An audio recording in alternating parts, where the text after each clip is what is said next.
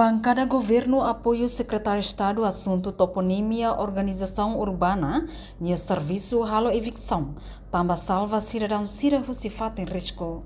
Deputada Cidelísia Faria dos Santos, Susi Bancada CNRT, terça-feira, e a intervenção e a plenária declara, a parte apoio serviços e a união, bihasai cidadão Cira, behela e a fatin risco, hanesa e a ponte kumoro niang, hamutuk umakain atus rua racing, tambah selai bele foi impacto basira, banhira udam bot nong motatung.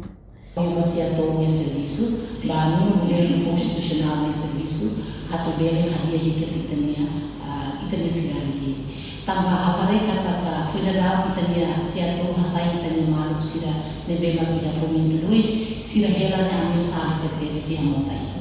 Itare dia vídeo nebe maksai para kaumen apesemos sosaina quase 70 uma maka saya afetado ba italimaro sudah nabi makela ida motami nebe hawnai ita demiu ita apoio governo dane para bele kami ita dia sira buka osan ban sebuan sira dia sekolah misi sira heli motanur tihutu sira batasi impacto nos base de família base de masih hawnai governo tahu atenção ba assunto sira ne tamane maka governo foi que ação ini ihau kau tamu kata governo yang berbeza hatu for nanti rugi ya basira dunia dan ini buat dia tidak governo sudah sira dari transport sira di município ini buat dia tidak havia kata governo ini sila município sila dunia povo hatu enfrenta buat bapak nebe tempo todo governo ini menyentak siapa sahaja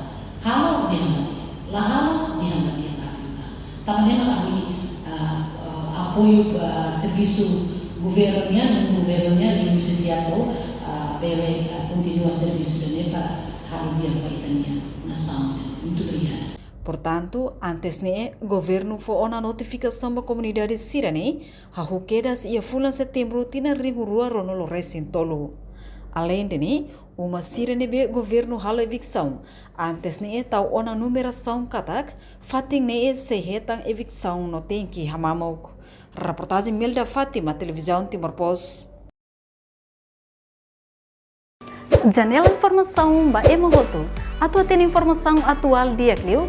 Kita haluha, haneham botão subscribe, like, halo comentário no fahe tutang ba media sosial hoto.